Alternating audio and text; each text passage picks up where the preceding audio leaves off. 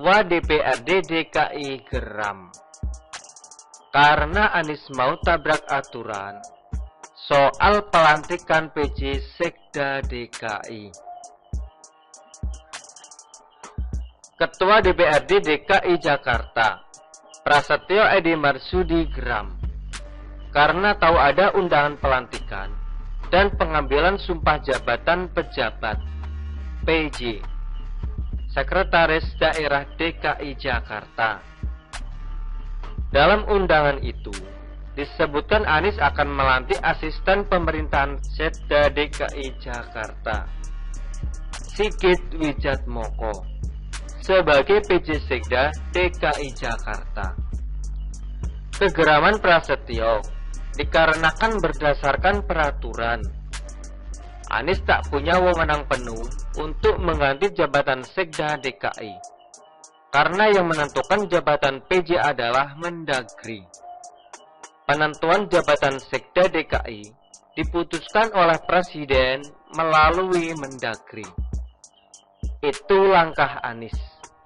Namanya melangkahi keputusan Presiden yang menunjuk, kata Prasetyo. Sigit Wijatmoko sebelumnya sudah ditunjuk jadi pelaksana harian PLH Sekda DKI untuk mengisi kekosongan selama Sekda DKI Marullah Matali berangkat ibadah haji. Yang herannya adalah kenapa Anies harus melantik Sigit Wijatmoko sebagai PJ Sekda DKI Jakarta yang bukan kewenangannya. Bukankah itu menabrak aturan? Atau ada sesuatu yang perlu diamankan atau disembunyikan? Jabatan Sekda DKI termasuk posisi yang strategis loh. Justru sangat aneh kalau Anies ngebet mau melantik padahal tak punya wewenang. Bicara soal menabrak aturan, tentu Anies adalah salah satu rajanya. Tidak mungkin Anies tidak paham aturan. Lebih tepat kalau disebut Anies sengaja menabrak aturan demi kepentingannya sendiri. Berawal dari penutupan di jalan kawasan Tanah Abang untuk kepentingan lapak PKL, Anies seolah ketagihan dan mengulangi kesalahannya. Anies juga menaikkan presentasi upah buruh yang tidak sesuai dengan peraturan dari pemerintah pusat. Hingga PT UN pun menghukum Anies menurunkan kembali UMP DKI 2022 jadi 4,5 juta rupiah. Saat menentukan lokasi venue di Monas untuk Formula E, juga diketahui tak melibatkan pemerintah, gerak sendiri. Penebangan pohon di Monas juga awalnya dikabarkan belum dapat izin. Pokoknya kalau Anies sudah ngebet, aturan akan ditabrak. Tidak peduli konsekuensinya seperti apa. Jadi pemimpin saja tidak paham aturan dasar. Gimana mau memimpin satu negara? Bisa-bisa negara ini kacau balau dan berantakan.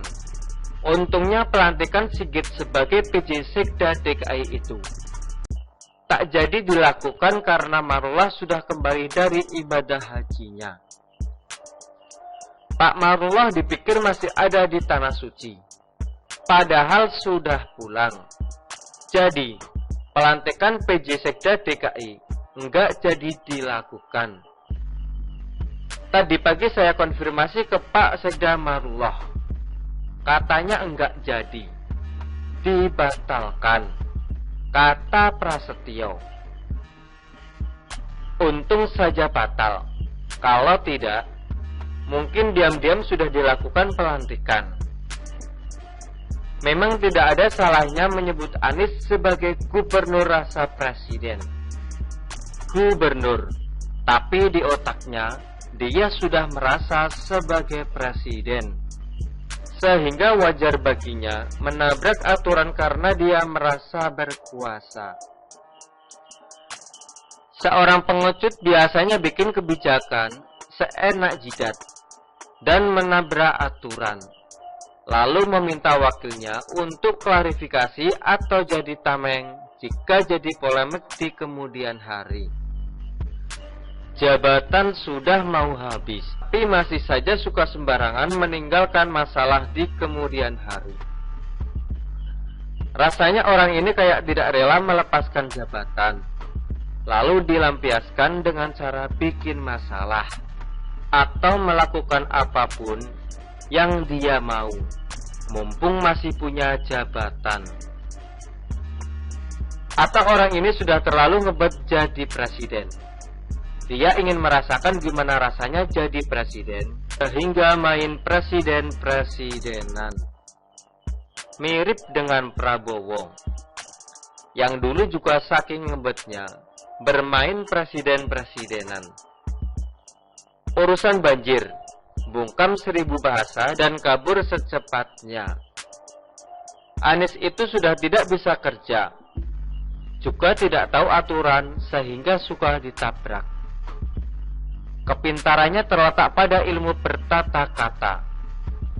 Kelihayannya ada pada ilmu meringankan tubuh dan melarikan diri kalau ada masalah. Tanda jelas seseorang yang tidak becus bekerja.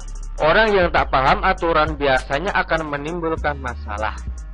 Aturan saja tak dipahami, bagaimana bisa mengelola pemerintahan atau anggaran? Tidak heran kalau bicara anggaran, Anies sangat boros, bahkan berulang kali kelebihan bayar. Makanya jangan nangis kalau melihat kenyataan bahwa APBD DKI paling gede, tapi yang nampak hanya sirkuit Formula E dan JIS doang. Ibarat lu kasih duit 1 juta ke anak lu, tapi anak lu cuma beli nasi goreng 2 bungkus. Sisa duitnya entah kemana.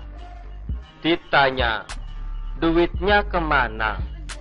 Jawabnya ngelantur dan muter-muter. Tetap jadi misteri sampai kiamat.